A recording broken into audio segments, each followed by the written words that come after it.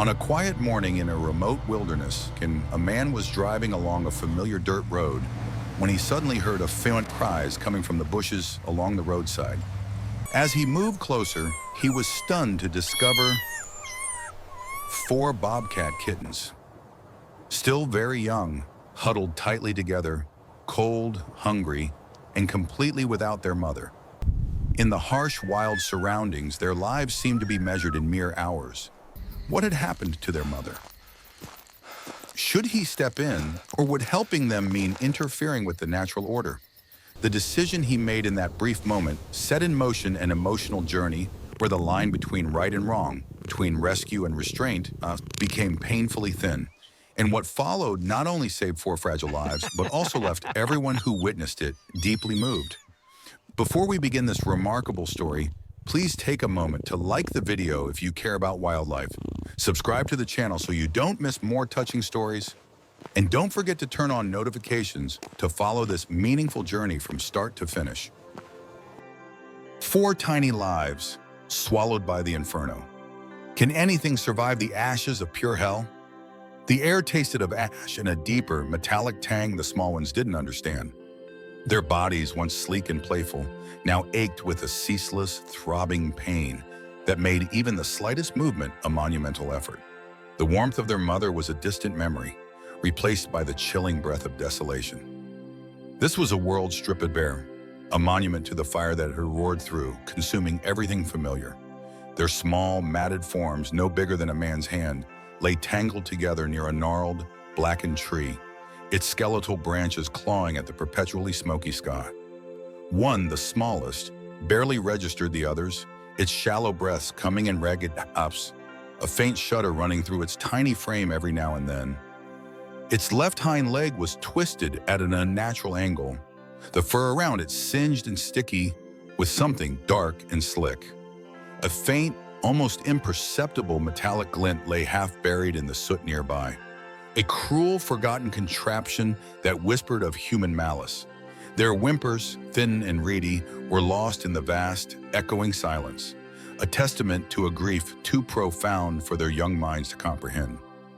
Then came the giants. One giant, he smelled of wood smoke, old leather, and a faint, acrid scent the kittens instinctively recoiled from.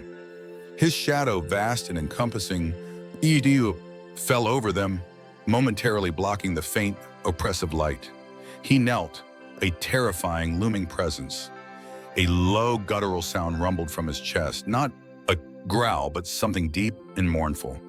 The smallest kitten tried to burrow deeper into the tangled warmth of its siblings, but its weakened body betrayed it. The world tilted as a large, calloused hand, surprisingly gentle, scooped it up. A flash of white-hot pain shot through its injured leg as it was lifted, and a strangled cry escaped its throat. Fear, pure and primal, seized its tiny heart. The giant was moving, carrying it, a strange, overwhelming warmth radiating from his body. The journey was a blur of jostling and the strange, rhythmic thump of the giant's heart against its fragile body. Other giants appeared, their voices low and hushed, their movements cautious. There was a bright, blinding light and a metallic smell that made its nose twitch. Sharp, cold objects touched its injured leg, sending fresh waves of agony. It thrashed weakly, whimpering, but the giant's hand, now firm but comforting, held it securely. Then came the prick. A sudden stinging sensation like a mosquito bite, but deeper. It cried out, a tiny desperate sound, but almost immediately a strange warmth, thick and heavy, began to spread through its small limbs, dulling the sharp edges of pain. Its eyelids grew heavy, and the world began to recede. When it awoke, the pain was a dull throb, distant and manageable. The world was still strange, but less terrifying. It was in a soft, warm place, a den of unfamiliar textures. A blanket, smelling faintly of the man, was draped over it. Its tongue felt like sandpaper, and its throat was drawn. A soft, gentle touch stroked its head, and a low voice rumbled, soothing and reassuring. A small, shallow bowl appeared, filled with a clear, cool liquid. Instinct took over, and it lapped greedily, the cool water a balm to its parched throat. This was relief, a feeling it hadn't known since before the fire. The giants, it slowly realized, were not entirely terrifying, and the days bled into weeks. The sting of the needles became less frightening, the cold touch of the instruments a routine. The giant, David, was always there, his voice a steady presence. He would bring food, strange, mushy things at first, then small pieces of meat that tasted wild and delicious. The pain in its leg lessened, replaced by an itch, and then a curious stiffness. One day the confining plaster was gone and its leg felt light, albeit weak. It tested it, wobbling at first, then taking a tentative step. The world was still uncertain, but a new sensation bloomed, a hesitant trust in the gentle giants who had pulled it from the ashes. They were big, yes, but their touch was kind and their eyes held no malice. David stood at the threshold of the makeshift enclosure, the scent of fear and wildness clinging to the air, a potent cocktail that sent a shiver down his spine. His deepest fear wasn't the danger these wild creatures might pose, not really.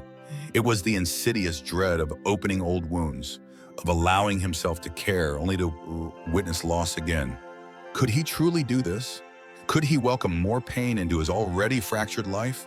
The thought of turning his back, of letting these 4 bobcat kittens fend for themselves, was a dark whisper that warred with the insistent thrum of his conscience. The agonizing decision gnawed at him. The past, a relentless predator, stalked his every waking moment. He saw the orange glow of the wildfire in his periphery, the frantic scramble to protect his loved ones, the ultimate crushing failure. The memories were not just images, they were sensations. The searing heat, the suffocating smoke, the paralyzing helplessness. It had instilled in him a fear so profound, so absolute, that attachment now felt like a curse, a direct path to more suffering. He rationalized, his voice a low growl in the quiet shed. These were wild animals, after all, untamed, unpredictable. Saving them was futile, dangerous, a fool's errand leading only to heartache. From the dark corners of the large dog crate, a chorus of faint, reedy cries reached him. Each whimper, each mewl was a twisted echo, pulling him back to the unbearable memories he fought so desperately to suppress. Their raw wounds, the thin, pathetic trembling of their tiny bodies, were not just physical ailments. They were spectral hands reaching out, tearing at the meticulously constructed walls around his heart. He almost walked away. His hand reached for the latch on the shed door, his heart a brutal battlefield of duty and dread. The thought of leaving them, of condemning them, was almost as unbearable as the thought of loving them. He saw their wide, desperate eyes, and for a terrifying, heart-stopping moment, it wasn't 4 bobcat kittens looking back. It was Sarah's defiant gaze, young Ben's frightened face, a flicker of his wife, Eleanor's reassuring smile. The illusion was so vivid, so potent, it stole the air from his lungs. He stumbled back, leaning heavily against a stack of feed bags, gasping, trying to banish the ghost that had found a new vessel for their torment. A sharp sting, a momentary burning sensation pulsed through Ember's tiny flank. She flinched, instinctively flattening herself against the cold metal floor of the cage, a low, guttural growl escaping her throat. It was a sound too big for her small body, a desperate attempt to ward off the giants. The world had been chaos for days. First, the terrifying roar of the machines, the earth shaking, the smell of smoke and burning trees. Then, the sickening thud and the sudden blinding pain in her leg, her sibling scattered, whimpering. And now, these towering figures, their scent a dizzying mix of strange and overwhelming. One of them, a man with a booming voice, had scooped her up, his touch both clumsy and strangely gentle. She had bitten and clawed, but his grip was firm, unyielding. The needle, the sharp, unexpected jab. It had been followed by a peculiar lethargy, a heavy warmth that spread through her small body, easing the constant throb in her injured leg. She watched through half-lidded eyes as the giant's massive fingers, surprisingly delicate, dabbed at her wound with something cool and wet. The smell was antiseptic, harsh, but beneath it, she detected a new scent, something clean, almost safe. He had laid her gently on a soft, thick blanket, a strange, comforting cloud that enveloped her. For the first time in what felt like an eternity, the chill that had seeped into her bones began to recede. Thirst had been a relentless torment, a scratching dryness in her throat that had only intensified the pain in her leg. But now a shallow bowl of clean, cool water sat before her. The taste was a revelation, a liquid balm that soothed her parched mouth, washing away the metallic tang of fear and dirt. She drank long, desperate gulps, the sensation pure bliss. Around her, her siblings, equally disoriented, were also tentatively exploring their new surroundings. One of them, River, a runt like herself, had found a small pile of soft, shredded paper, and was burying his face in it, a small whimper of relief escaping bench. These giants, though initially terrifying, seemed to offer comfort. Not intentional cruelty, but rather a strange, clumsy kindness. A wave of exhaustion, profound and heavy, washed over her. The constant vigilance, the relentless pain, the sheer terror of the past few days. It all seemed to ebb away with the strange warmth in her belly and the softness of now beneath her. She found a quiet corner in the blanket-lined crate, nudging close to Orion, his smaller body a familiar comfort.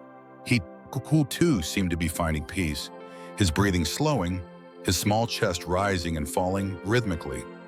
The giants moved around them, their voices a low murmur, no longer threatening roars.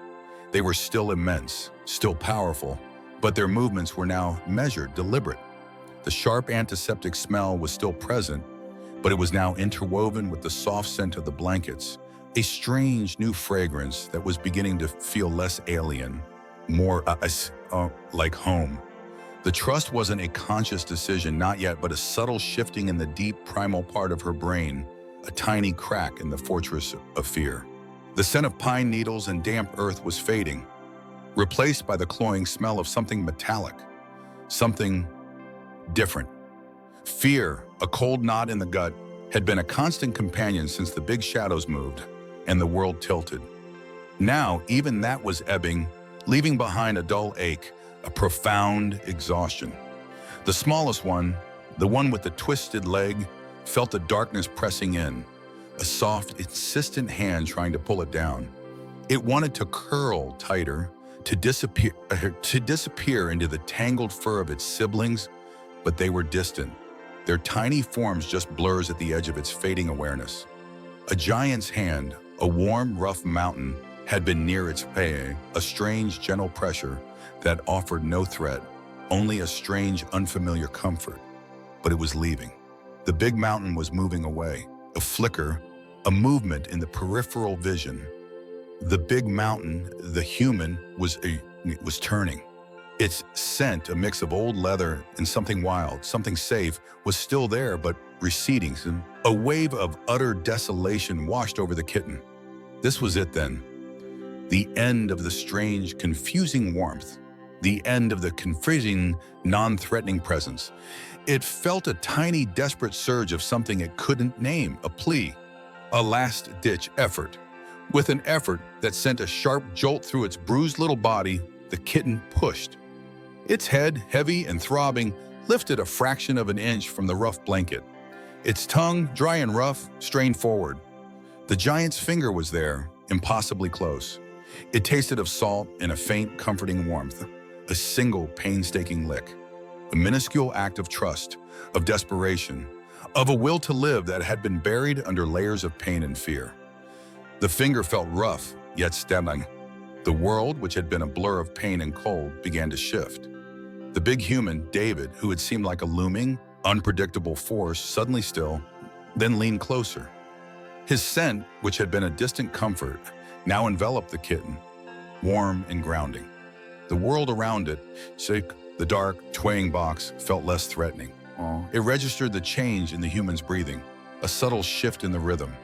The harshness of its memories, the sudden blow, the sharp pain, the gnawing hunger, began to recede, replaced by the immediate sensation of being seen, of being acknowledged. The pain in its leg, a constant throb, now seemed almost bearable, overshadowed by the sudden, overwhelming sense of a chance at warmth, at stillness, at something other than the relentless, cold fear. Then came the new voice, sharp, brittle, heartwarming, like dry leaves scuttling across pavement. It was not the low, rumbling sound of the giant David, but a high-pitched, insistent chirping that seemed to grate against the kitten's already frayed nerves. The big giant, who had just offered that impossible moment of connection, stiffened. The scent of him changed, a different kind of tension now. The kitten, though still weak, registered the shift. This new giant, this Evelyn, was a different kind of threat. Her voice was loud, full of a strange, unsettling energy, demanding, accusatory. The world of the dark box, which had just begun to feel safe, now felt precarious again. David, though, remained. His hand, which had been withdrawn for a moment, returned, a reassuring weight on its matted head. The other kittens, Shadow, Luna, and Blaze, shifted nervously in their corners, their small, pointed ears flicking towards the intrusive sounds. They too sensed the disruption, the sudden intrusion into their fragile bubble of newfound stillness. The air outside the swaying box vibrated with the exchange. David's voice, though lower than the new giant's, held a new resolve, a stubbornness that echoed through the confined space. The kitten could almost feel the weight of his decision, a heavy, unyielding commitment. The world outside was loud and uncertain, but inside the box, David's presence was a steady anchor. It felt the gentle bump as the truck started to move again, not back the way they came, not towards the unknown wilderness, but in a different direction. Towards something new, towards a different kind of unknown. The memory of the single lick, the surprising taste of salt and warmth, lingered. It was a fragile thing, a thread of connection spun from desperation, but it was there. And for the first time in what felt like an eternity, the kitten, Ember, felt a tiny, almost imperceptible easing of the cold knot of fear. The giants were still scary, but one of them, the big one with the kind eyes and the reassuring scent, was now a source of something else, an improbable but undeniable hope. The world was a symphony of alien sensations, and the dizzying joss of it, the enclosed space, the strange echoing thrum of a giant's voice. My tiny body, no bigger than a man's fist, throbbed with a dull ache. Fear, a cold, sharp claw, gripped my small heart. We were four, huddled together, brothers and sisters, armatted for a testament to the days of biting winds and empty bellies. The memory of the loud noises and the sharp, stinging pain of the trap was still fresh, a phantom ache in my leg. Now, a new kind of pain, a quick, hot sting followed by a wave of unexpected warmth, spreading through my shivering form like sun on a cold stone. This giant, David, his scent a mix of pine and something else, something gentle, was both terrifying and something else, hope. The first few days were a blur of confusion. Each touch from the giant was a jolt, a conflict between instinctual terror and a burgeoning sense of security. He moved with a careful slowness, his large hands surprisingly gentle as they tended to our wounds.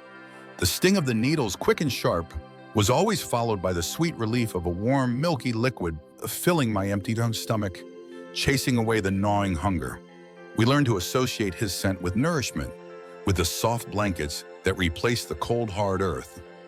Yet the fear lingered, a shadow in the corner of my vision. My smallest sibling, barely bigger than my paw, started to fade. Its breathing became ragged, its tiny cries weaker. The giant, David, spent endless nights beside its enclosure, his large shadow at a constant presence. I could feel the tremor in the air, the urgency in his hushed murmurs. The scent of worry was thick around him. I didn't understand what was happening, but I knew deep in my bones that something was terribly wrong. My sibling's small body felt too hot, too still. One night, the air crackled with a new kind of intensity. The giant's movements were swift, his voice a low, urgent hum. My sibling, its tiny body barely twitching, was lifted and placed on a soft, clean towel. I could feel the heat radiating from it, the desperate, shallow gasps that tore at my own small chest. David's hands, usually so steady, trembled slightly as he began to work. There was a different sting this time, followed by something else. A cold liquid, then a warmth that seemed to fight against the overwhelming heat. He spoke to my sibling in soft, pleading tones, his large fingers gently massaging its small throat. From the periphery of my awareness, I sensed another presence, a faint, unfamiliar scent, observing from a distance. Hours stretched into an eternity. I huddled with my other siblings, watching, listening, our small hearts pounding. The giant never left. He whispered, he dabbed, he repositioned. The rhythmic sound of his own breathing became a strange comfort in the silent, tense room. The memory of the wild, where the weak simply vanished, pressed in on me. But here this giant fought. He fought with every fiber of his being for the smallest, most vulnerable life. And slowly, imperceptibly, at first, the desperate gasp began a lesson. The frantic heat seemed to recede. A fragile peace settled over the small body of my sibling. When the first light of dawn painted the sky in soft hues of pink and gold, my sibling stirred. A tiny twitch of its ear, a soft, almost inaudible purr that vibrated through the air. The giant, David, slumped back, his breath coming in a long, shaky sigh. A new feeling, fragile yet profound, bloomed in my chest. This giant, who had once been a terrifying force, was now a protector, a source of comfort. The memory of the trap, the fear, began to recede, replaced by the gentle weight of a clean blanket, the sweet taste of milk, and the unwavering presence of a giant who fought for life. The world had shrunk to a bewildering mix of harsh scents and booming sounds. My tiny body, a knot of coiled fear, trembled against the rough floor of the strange moving box. I remembered the sharp sting, a sudden pinprick that had momentarily numbed the aching awe in my stomach, followed by the bewildering warmth that had enveloped me, pressing out the biting cold I'd known for what felt like an eternity. Each jolt of the box sent a fresh wave of panic through my small frame, a primal instinct screaming, "Danger! Danger!" But then a new smell, faint at first, then stronger. The smell of something warm and meaty, something my starved belly craved more than the very air I breathed, cut through the fear. The giant moved with a quiet intent, his footsteps no longer a startling boom, but a rhythmic thud against the soft flooring. He spoke in low, rumbling sounds, sounds that didn't threaten, sounds that brought with them the promise of warmth in the tantalizing scent of food. It had taken what felt like countless sunrises and sunsets for the rigid coil of fear in my belly to loosen. The first time his huge, warm hand had brushed my fur, I had instinctively flinched. A hiss tearing from my throat, my claws, though tiny, extended in a desperate warning. But his hand hadn't struck. It had simply lingered, then retreated. And then the food had appeared again. Always. This giant didn't hurt. This giant brought sustenance. My siblings, equally wary, mirrored my slow shift from outright terror to a cautious, almost reluctant curiosity. We learned to associate the sight of his face, the sound of his voice, with the blissful relief of a full stomach and the soft press of a clean, warm blanket. The lingering ache in our tiny paws, a dull throb from endless cold nights, had receded, replaced by a strange, comforting warmth. The purr started as a hesitant rumble deep within my chest, a foreign vibration that surprised even me. It had erupted when the giant's fingers, so much bigger than my whole head, had scratched that particular spot behind my ears. A spot I hadn't known was a source of such profound pleasure. It was a sound I hadn't made since I was curled against my mother's warm side, before the cold and the hunger became constant companions. My sister, Ember, who had been the most skittish, now tentatively batted at his shoelaces, her tail twitching in a playful rhythm. And my brother Rusty, the boldest, would sometimes rub his tiny head against the giant's leg, a tentative, almost imperceptible headbutt of trust. It was a language without words, a silent agreement that this giant, David, was not a threat, but a provider, a protector. The memory of the harsh concrete, the biting wind, the gnawing emptiness began to recede, replaced by the soft bedding of the enclosure and the gentle rhythm of a life now filled with predictable comfort. Each day, the line between adversary and ally blurred further until it was nearly invisible. The scent of a new human, sharp and unfamiliar, permeated the air, sending a jolt of primal alarm through me. I flattened myself against the giant's leg, my fur bristling, the tentative purr dying in my throat. This new human, a female giant, stood in the doorway, her features rigid, her scent carrying a subtle edge of something like disapproval. It was the same human who had watched us from afar, her eyes narrow and unreadable. My instincts screamed, danger, even though the giant beside me remained calm, his hand resting reassuringly on my back. I watched her, a small, trembling bundle of fur, ready to bolt at the slightest threatening movement. She held a large paper bag, and the scent emanating from it was strong, complex, meaty, but different from the food the giant usually provided. It was an intriguing scent, warring with my apprehension. Then, the female giant did something unexpected. Her rigid posture softened, just a fraction. Her gaze, which had seemed so sharp and cold, settled on my brother Rusty, who, oblivious to my fear, was now batting playfully at a dust motes in a sunbeam. A faint, almost imperceptible shift in her expression, a flicker of something akin to understanding, perhaps even admiration. She extended the bag, and the giant beside me took it, murmuring a soft, appreciative sound. The air shifted, the sharp edge of her scent lessened or replaced by something less threatening, almost neutral. And the scent from the bag, oh, the scent. It was a richness I hadn't known, a deep, earthy aroma that promised an explosion of flavors. My stomach gave a loud, uncharacteristic rumble, betraying my deep-seated hunger. This new giant, who had seemed so intimidating, had brought a gift, a peace offering of the highest order. The world, it seemed, was full of surprises, and not all of them were bad. Perhaps, just perhaps, trust was a seed that could grow in the most unexpected of places, tended by hands both rough and gentle, even from those who once seemed like adversaries. The air, thick with the scent of pine and damp earth, whispered promises of freedom. But freedom, David knew, meant letting go, a wrenching farewell to the family he'd fought so hard to save. Could he truly release these wild hearts, now so inextricably tangled with his own? The four bobcats, no longer the trembling, scarred creatures he'd pulled from the ash, pulsed with a reawakened vitality. Their movements, once hesitant, were fluid, coiled springs of predatory grace.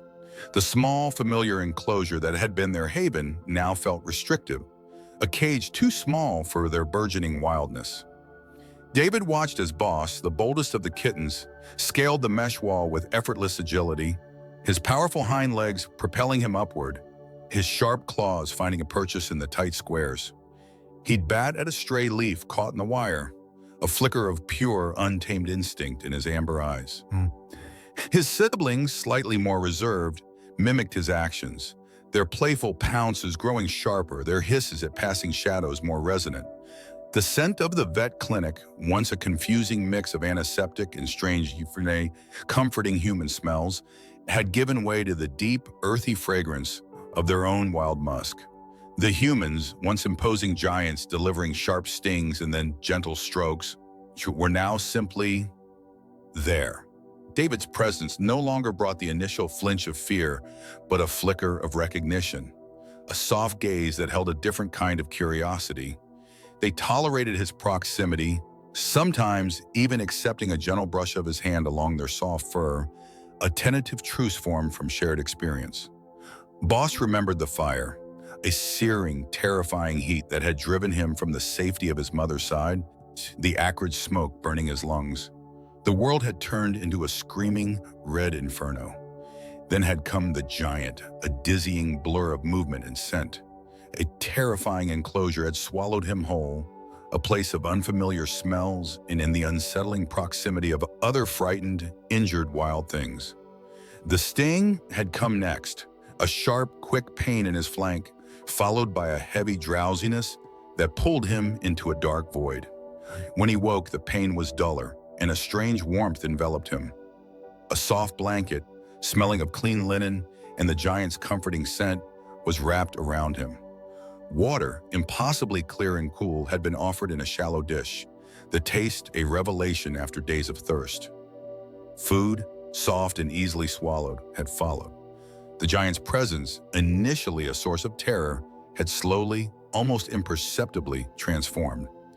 His touch, though large and sometimes clumsy, was always gentle. Y'all gentle. The deep rumble of his voice, once a threat, now felt soothing. The return to the wild was not a choice for David, but a solemn obligation. He had found a remote nature preserve, miles from the scorched earth of Roth, a sanctuary of ancient trees and flowing streams, where the scent of other bobcats was faint but present, a promise of a new, wild community. The day of departure dawned crisp and clear. David loaded the secure, specialized transport crates into his truck, each one carefully designed to minimize stress. Inside the crate, Boss felt a familiar anxiety stir. The rumbling of the giant's metal beast was different this time, more purposeful. The air, though fresh, carried new exciting scents, but also a dizzying array of unfamiliar ones. Fear, a cold knot in his stomach, began to intertwine with a budding curiosity. His siblings, huddled in their own separate crates, let out small, nervous chuffs. The journey was long, the rhythmic vibration of the truck a constant thrum. Finally, the vehicle stopped. The air that wafted in was rich, alive with the scent of damp earth, decaying leaves, and the faint, tantalizing smell of prey. It was a smell that stirred something ancient within Boss, a deep-seated instinct that had been dormant for too long. David opened the first crate, a flash of spotted fur, a swift, silent blur, and one of the younger bobcats was gone, melting into the dense undergrowth as if absorbed by the forest itself. Then another, the sense of departure, of finality, pressed down on David. He moved to Boss's crate, his heart heavy. Boss hesitated. The forest was an overwhelming symphony of new sounds and smells. It called to him, a wild, insistent whisper, but the giant was still there, a familiar anchor in this new, exhilarating uncertainty. He remembered the soft hands, the gentle voice, the endless supply of food and water. He remembered the giant pulling him from the fire's grasp, the initial terror replaced by a strange, comforting presence. David knelt, his gaze locked with Boss's. "Go on, Boss," he whispered, his voice thick with emotion. "You're home now." Boss shifted, one paw tentatively touching the damp earth outside the crate. The wild called. He took a step, then another. The giant was a silhouette now against the vibrant green of the forest. He walked a few paces, his wild instincts pulling him deeper into the woods, but something held him.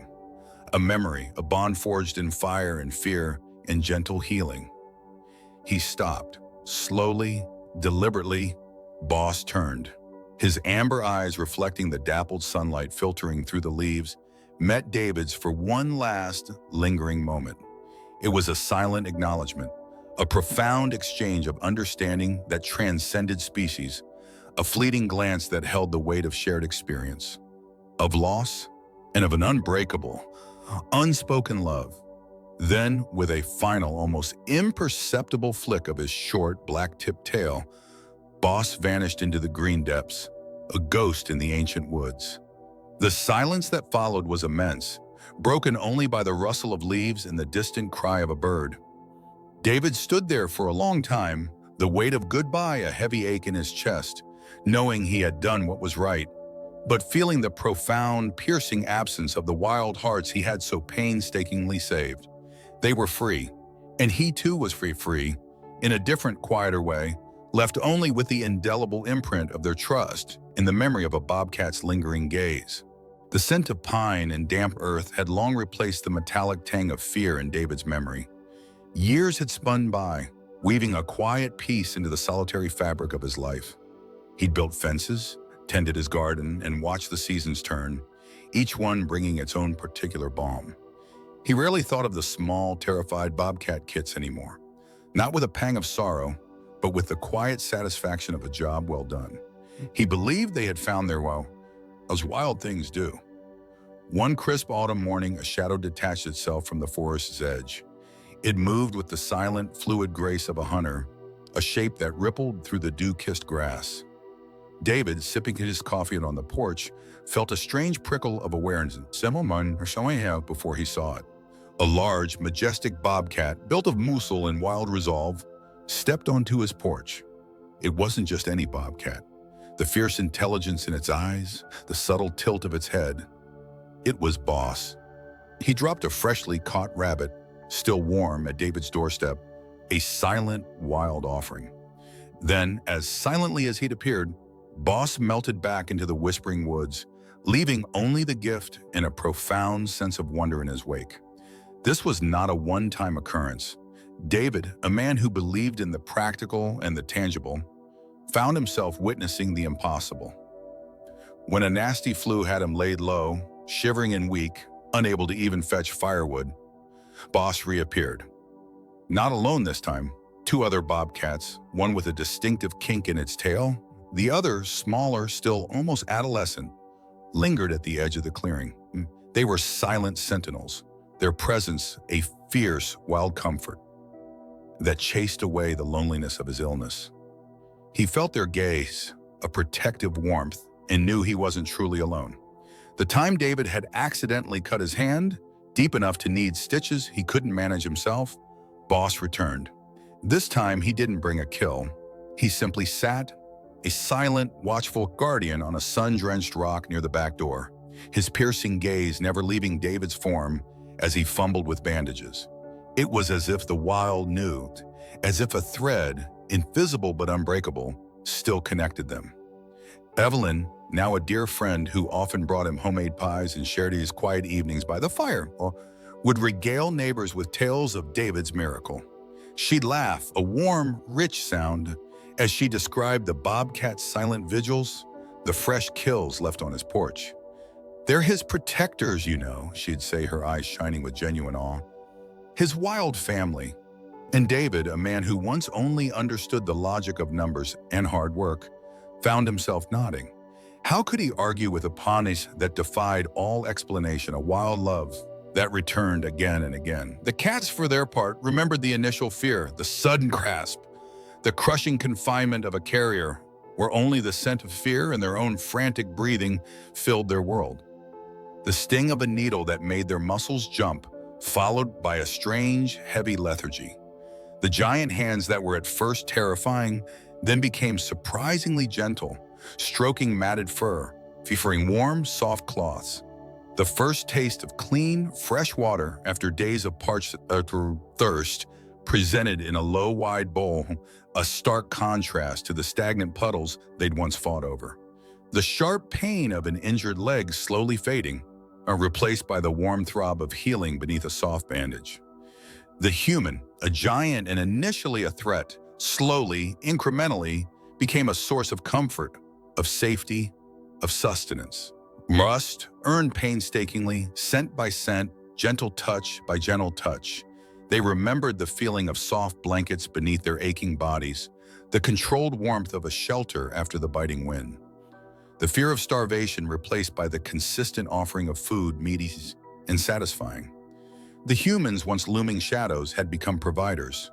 The memory of the harshness of their past, the hunger, the cold, the fear of larger predator was slowly overlaid by the gentle care they received.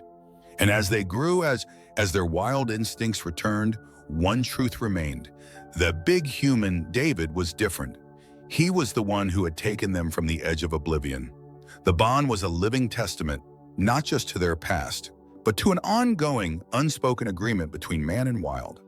A wild homecoming, not to a cage, but to a silent, understanding presence, a protector whose quiet gifts and watchful eyes spoke volumes of a trust that transcended species, a love forged in rescue and rehabilitated into an enduring, fierce loyalty. More than just animals, they saved him. What hidden scars did their presence heal? The metallic tang of fear still clung to her memory, a sharp, unpleasant scent that overshadowed the damp earth and pine needles she usually associated with safety. Ember the bobcat, the smallest of the four, recalled the terrifying confinement, the sudden, overwhelming sensation of being scooped into a dark, echoing box. Her heart had hammered against her ribs, a frantic drumbeat of pure terror. The world had tilted and swayed, a dizzying, nauseating assault on her senses, punctuated by the unfamiliar rumble of a giant, moving beast, the human's truck.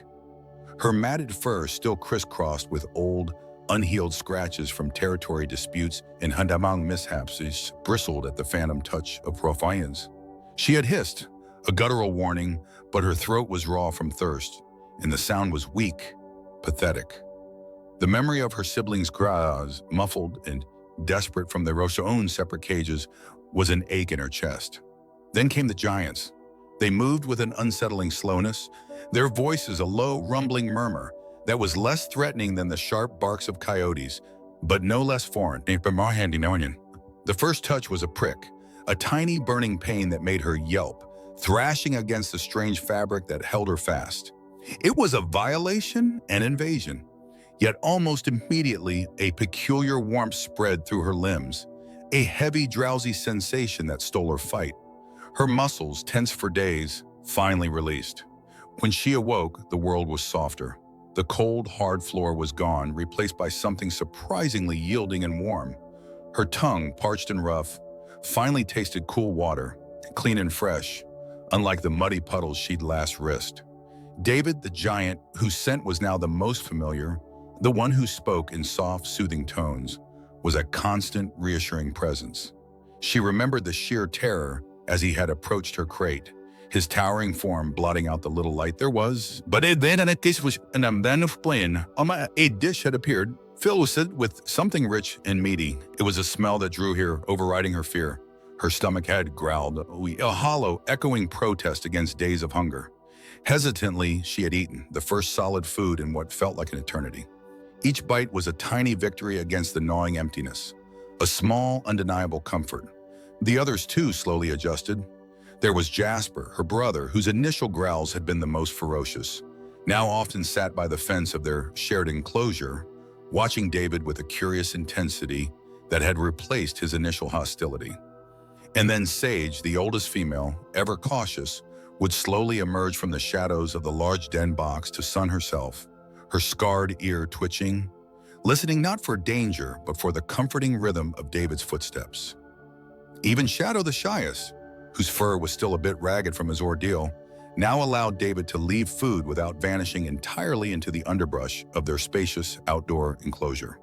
David realized that his small act of kindness had forged an extraordinary, unbreakable bond. He hadn't merely saved these animals, they in turn had rescued his soul from the lingering anguish of his past. Their presence, a constant wild reassurance, brought him a peace he thought lost forever. The silence of the woods, once a stark reminder of his isolation, now hummed with the quiet vitality of their existence. The bobcats, with their wary trust, their slow, deliberate acceptance, had become his silent proof that even the deepest wounds could mend, both human and animal, through the simple act of selfless love. He found himself spending hours just watching them, absorbing their wild calm, feeling the jagged edges of his own history begin to smooth, softened by their resilience and his own burgeoning hope. This profound connection became his solace, his silent proof that even the deepest wounds could mend, both human and animal, through the simple act of selfless love. The unburdening was slow, subtle, yet undeniable, as if their quiet courage was leaching into his own spirit, mending something he'd long believed irreparable. He was no longer just the rescuer, he was the one being healed. His quiet miracle sparks a wildfire of compassion. How far can one story spread? The scent of dry dust and stale air still clung to my fur, a phantom reminder of the trap, of the gnawing hunger. It was a memory that throbbed, a dull ache beneath my ribs. Even as the warmth of the soft bedding surrounded me now, the large, soft paw that nudged me, the one David called his hand, was no longer a threat. It was safe. The first few times his shadow loomed, my muscles had tensed, a low growl rumbling in my throat, a futile defense against the giants. But the giants, this particular giant, brought water, cool, clear water that soothed the rasp in my throat. And then meat. Oh, the scent of fresh meat. It was a gift beyond comprehension after days of that hollow, aching emptiness. My siblings, cautious like me, also slowly uncurled from their tight balls of fear. Their eyes, once wide with wild terror, now occasionally flickered with something akin to curiosity. The sting of the tiny needles, sharp and sudden, had been followed by a strange lethargy, but then a lessening of the deeper, burning pain in my flank. This giant's touch, initially a source of panic, had become associated with relief, with a delicious taste of a full belly, with the gentle murmur of a voice that, while strange, held no menace. David's quiet miracle, the extraordinary transformation unfolding within the makeshift sanctuary of his home, was no longer a secret kept between him and the Bobcats. A chance encounter with a local news reporter, drawn by a neighbor's casual mention of that guy with the wildcats, had been the fuse. What began as a small, heartfelt segment on the evening news quickly ignited a wildfire of compassion. People were captivated by the raw honesty of David's struggle, the sheer audacity of his empathy, and the awe-inspiring return of the Bobcats from the brink. The blurry cell phone footage of the first tentative lick of water from David's hand, then the clear professional shots of the four cats, Ember, the cautious leader, Rusty, the boldest, Shadow, the shyest, and young Jasper, still full of kittenish wonder, cautiously exploring their new safe enclosure, resonated deep within people's hearts. It was a tale of resilience, redemption, and the extraordinary power of empathy, proving that even the most desperate situations could yield incredible bonds. My siblings and I felt the change. More humans sent, more voices, hushed and low, but always present. The giant David's presence became a comforting constant. But now, other giants, armed with strange devices that clicked and whirred, would appear. They kept their distance, these new giants. Their gaze is intense, but they never tried to touch us. Never tried to take us. Their scent was new, but not threatening. We huddled sometimes, still instinctively, feeling the tremor of an ancient fear. But then David would be there, a grounding force, his voice a low rumble that soothed the wild thrumming in our chests. The food kept coming, the water remained fresh, and the soft bed smelling of David was always there. The pain, once a constant companion, had retreated, leaving behind only the occasional itch of healing skin. We were growing stronger, our muscles regaining their spring, our fur thickening, glossy and vibrant once more. National news outlets picked up the story, then international ones. David, an unwitting beacon of hope, found his quiet life turned upside down. His home became a symbol of second chances, a testament to the idea that compassion could bridge the wildest divides. The article spoke of the Bobcats' remarkable recovery, their journey from trauma to trust. They detailed the painstaking rehabilitation efforts, the endless nights David had spent tending to their wounds, the slow, agonizing process of rebuilding their faith in humanity. People were captivated by the intricate details, the specific diet David had formulated, the enrichment toys he'd painstakingly crafted, the quiet hours he'd spent simply sitting near their enclosure, letting them grow accustomed to his presence. The online videos showing the Bobcats playing, grooming each other, even occasionally rubbing against David's extended leg, garnered millions of views. The comment sections overflowed with messages of admiration, hope, and pledges of support. My vision, once blurred by hunger and fear, now tracked the quick movements of a fly with perfect precision. My ears, once flattened against my skull in perpetual anxiety, now twitched, independently, to the rustle of leaves outside, to the distant chirping of birds. We were healing, not just our bodies, but the deeper wounds, the ones that had scarred our instincts. The fear of loud noises, though still present, no longer sent us into a frenzy of panic.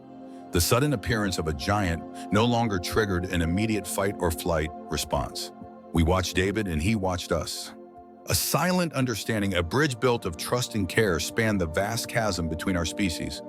We knew instinctively that this giant, with his gentle hands and soft voice, was our protector. He smelled of pine and wood smoke and safety. He smelled of our future. The scent of damp earth and pine needles was familiar, comforting in a primal way, even through the confusing haze that still clung to him. He was no longer on the hard, rattling surface that had jarred his bones for what felt like an eternity. The giants were still here, their booming voices and looming shadows a constant presence, but something had shifted. The fear, once a tight knot in his belly, had begun to unravel, replaced by a tentative curiosity. He remembered the sting, sharp and fleeting, followed by a delicious warmth that spread through his aching muscles, dulling the relentless throb in his leg. Clean, cool water, tasting of rain, had slid down his parched throat, banishing the desert's grit.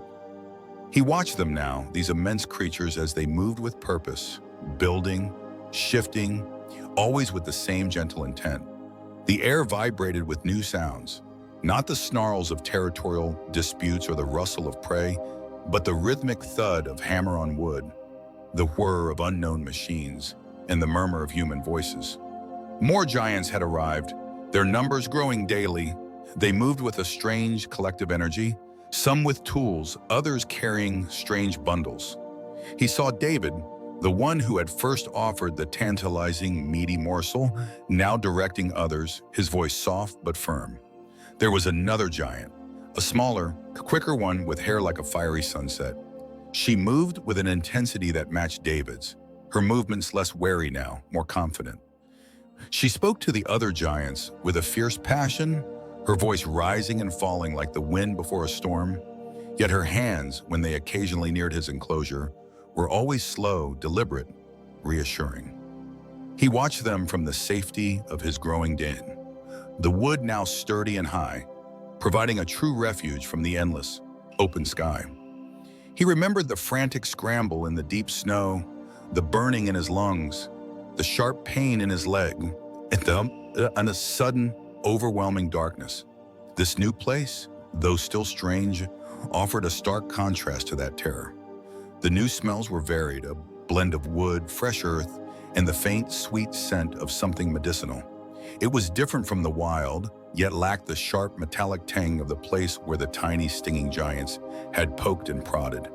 Here, the giants brought food regularly, not just scraps, but whole, juicy pieces that filled his belly and warmed him from the inside of him. He watched his brother Jasper in the adjacent enclosure, his movements growing stronger each day. Jasper, too, had come from the same cold darkness, the same rattling journey. They had been separated, but now they could scent each other, a comforting presence in this ever-changing world. He saw the slow, deliberate movements of the humans as they approached Jasper's enclosure, offering a bowl of fresh meat. Jasper, always the bolder one, no longer cowered, but watched with bright, curious eyes. A faint tremor in his healed leg, the only remaining sign of his ordeal. The giants continued their work, always building, always expanding. What was once a small, fenced-off area had become a sprawling collection of sturdy shelters, open-air enclosures, and even a strange, quiet place that smelled strongly of antiseptic, but where the gentlest of giants often moved with its hushed reverence. He'd seen a tiny creature, smaller than a squirrel, carried in there, then emerged days later, stronger, brighter. This place was different from anything he had ever known. It offered safety, warmth, food, and the gradual, insistent comfort of the giants. They were no longer just looming threats, but providers, protectors. The fear was a distant echo replaced by a growing, cautious trust. He could feel the strength returning to his limbs, the dull ache in his leg almost entirely gone. The urge to stalk, to hunt, to be free still pulsed within him. But it was tempered by the immediate security of this rising sanctuary. He watched as the red-haired giant, Evelyn, spoke to David, her hand resting briefly on his arm. Her voice, once sharp with urgency, was now filled with a quiet satisfaction. This place, this massive collection of safe havens, was a testament to their unwavering dedication. He saw other creatures arriving, smaller ones, feathered ones, some limp and still, others trembling with a fear he understood all too well. And he watched as the giants, led by David and Evelyn, tended to them, their movements slow, gentle, always aimed at healing. This was not just a collection of shelters, it was a promise that every creature, no matter how broken, had a fighting chance. As he settled into his den, the scent of fresh meat still on his breath, a deep, instinctual peace settled over him. The wild still called, a whisper on the wind, but for now, This rising sanctuary built by the hands of giants was home. The legend of the four wildcats had grown, stretching beyond the boundaries of the preserve, whispered now in hushed tones around flickering campfires and sun-drenched porch swings. Were they simply a testament to the wild's enduring spirit, or something more profound? A quartet of furry guardians, living reminders of what boundless love and unwavering dedication could truly build. Boss, the largest, the one with the quiet intensity in his golden eyes, was often the first to be seen. He moved like a shadow through the tall grasses, a blur against the amber sunsets, a fleeting glimpse that would send a shiver down a visitor's spine, not of fear, but of awe. Sometimes, especially during the quiet hours of dusk, he would approach the edges of David's property, a silent, watchful presence. His siblings, just as elusive, followed their own paths, their health a vibrant testament to the second chances David had offered. To the bobcats, the humans had once been towering, terrifying figures, their scent a confusing mix of strange smells and the overwhelming, primal fear of capture.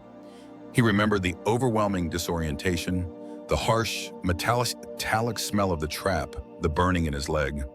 Then the giant had come, moving with a surprising slowness, a strange guttural sound coming from his mouth. Panic had seized him, a desperate thrashing against the unyielding metal, the pain a fiery brand. He'd bitten, hissed, clawed at the air, his world a chaotic blur of fear and agony. Then, a strange pressure, a prick, on a warm fog had descended, pulling him into a dark, dreamless sleep. Waking was a soft awakening, not the hard earth or sharp rocks, but something yielding and warm. The giants were still there, but their movements were gentler, their scent less alarming. Food had appeared, soft and tempting, unlike the stringy, tough meat he'd sometimes scavenged. Water, cool and clean, unlike the murky puddles he'd lapped at for days. The sharp sting of the needle had been brief, a momentary terror, but then the relief, the throbbing pain in his leg, a constant nagging fire had dulled, replaced by a strange lightness. A thick, soft blanket had been draped over him, smelling faintly of the giant's comforting scent, a scent that now brought a surprising sense of security. He would watch them, these giants, as they moved around him, their voices a low murmur that, after weeks, no longer set his teeth on edge.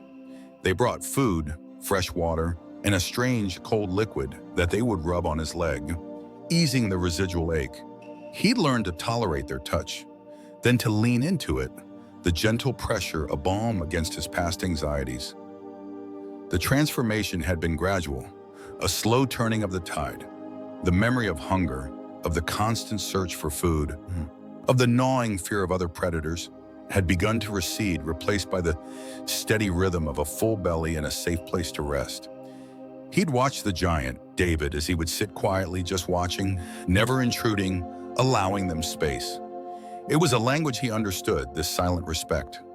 He'd seen the giant's sadness, a deep, quiet melancholy in his own eyes, and something in their shared experience of healing had forged an invisible bond.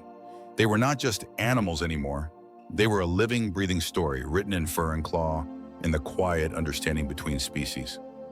Visitors to the sanctuary would come, hushed and reverent, hoping for a glimpse of the legendary cats. And sometimes they would be rewarded.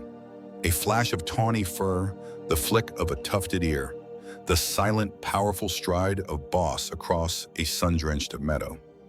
Each sighting was a whisper of the wild, a story told with good words, a living testament to the power of compassion and the unbreakable spirit of nature. These bobcats were more than just rehabilitated creatures. They were symbols of rebirth, of hope, of the profound intertwined destinies of the wild, in the human heart.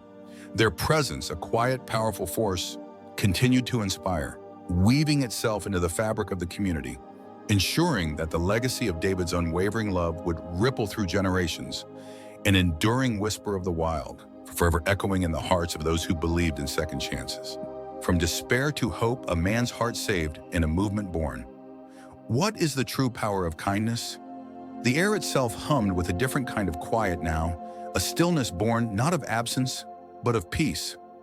David, a man whose shoulders had once carried the weight of unspeakable grief, stood on the porch of what was no longer just his home, but a thriving sanctuary. His gaze swept across the meticulously maintained enclosures, the sun-drenched fields where rehabilitated creatures now roamed with an almost forgotten grace. He wasn't alone anymore. A community bound by shared purpose and an unspoken understanding moved like a gentle current around him. He had not only saved those four bobcats, Shadow, Ember, Talon, and Whisper, but in a twist of fate he still grappled with, they had saved him. They had carved a path through the frozen landscape of his heart, transforming past sorrow into a powerful, living force for good. His story, once a hushed whisper of pain, had become a living testament that small acts of kindness truly can heal the deepest wounds, spark widespread change, and forge an enduring legacy of hope. Rescue and care, he now understood with every fiber of his being, weren't just about saving animals. They were about rekindling the human spirit itself. Shadow, the oldest of the quartet, felt the warmth of the sun on his sleek, spotted fur, a sensation so profoundly different from the biting chill and constant hunger that had once been his world. He remembered the sharp, metallic tang of fear, the overwhelming scent of unfamiliar predators, humans, when they had first closed in. The rough, startling fabric of a net, then darkness, and a jostling that left his stomach churning. He'd hissed a low, guttural warning, but his body had betrayed him, weak from neglect. The initial confusion, a swirling vortex of strange smells and even stranger sensations, had been overwhelming. Then came the giants. They loomed, their shadows vast, their voices rumbling. Their touch at first had been a terrifying violation. A prick, sharp and sudden, on his flank, followed by a dizzying warmth that spread through his limbs, dulling the edges of his fear, pulling him into a heavy slumber. When he awoke, the world was still strange, but different. The ground beneath him was soft, not the cold, unforgiving earth. The air, though confined, carried the faint, sweet scent of something clean, not the stench of his own fear and desperation. He'd seen Ember, Talon, and Whisper in adjacent, soft spaces, their eyes wide with a similar bewilderment. Ember, the smallest, had flinched from every sudden movement. Her body had been a map of old hurts, a gash on her flank, a limp she favored. The first few days had been a blur of fear and instinct. A giant hand, large and calloused, had offered a bowl. The scent was enticing, meat fresh and rich. She'd hesitated, instinct warring with hunger, before snapping it up, her teeth tearing at the soft texture. It was a revelation after scavenged scraps and the gnawing emptiness. Each day the food appeared, reliably. Water, clear and cool, glistened in a heavy bowl. The initial burning thirst, a constant companion in her old life, began to recede, replaced by the simple, profound satisfaction of clean, abundant water. Talon, with his perpetually watchful gaze, had been the most skeptical. Trust was a concept entirely alien to him. He'd known only cunning and evasion. The giants moved slowly, their voices low, almost murmuring. They left him alone mostly, but their presence was a constant, non-threatening hum. He watched them from the back of his enclosure, observing their patterns. They cleaned his space carefully, leaving behind no scent of threat. They placed soft blankets in the corners, offering warmth that seeped into his bones, soothing aches he hadn't realized he carried until they began to fade. The contrast between the harsh, unforgiving past and this new, gentle care was a revelation, slowly eroding the deeply ingrained suspicion in his wild heart. Whisper, the youngest, had been a bundle of trembling nerves. Every shadow, every sound, sent shivers through her small frame. But the giants, one in particular, had persisted with a quiet grace. He would sit just outside her enclosure for long stretches, reading in a soft voice that seemed to vibrate with a soothing rhythm. He never tried to touch her, never forced his presence. Slowly, day by day, her trembling lessened. She started to watch him, her curiosity overcoming her fear. One afternoon, a piece of meat, small and perfectly cooked, appeared just inside her reach. She snatched it, then darted back, but a seed of something new had been planted, the possibility of good intention. David, the quiet giant, saw it all unfold. He saw the shift in their eyes from fear to cautious acceptance, then to a burgeoning trust. He saw Shadow stalk a mock prey item with an almost playful intensity. Ember sunning herself without a trace of her old limp. Talon allowing himself to be observed, and Whisper, the shyest, occasionally approaching the fence. Her gaze soft, inquisitive. He understood now that his personal healing mirrored theirs. Each healed wound on their bodies, each flicker of trust in their eyes, was a testament to his own journey from despair to purpose. The sanctuary wasn't just a place, it was a living, breathing testament to a self-sustaining cycle of compassion. It began with him, yes, with his fractured heart, but it had expanded, pulling in volunteers, veterinarians, donors, all touched by the quiet dignity of these rescued creatures. The legacy wasn't just in the acres of protected land or the modern veterinary facilities.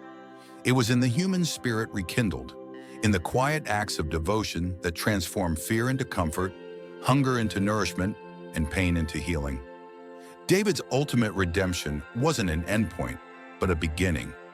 A living, breathing promise that kindness, however small, possesses the power to ripple outwards, healing not just the individual, but the entire world around them.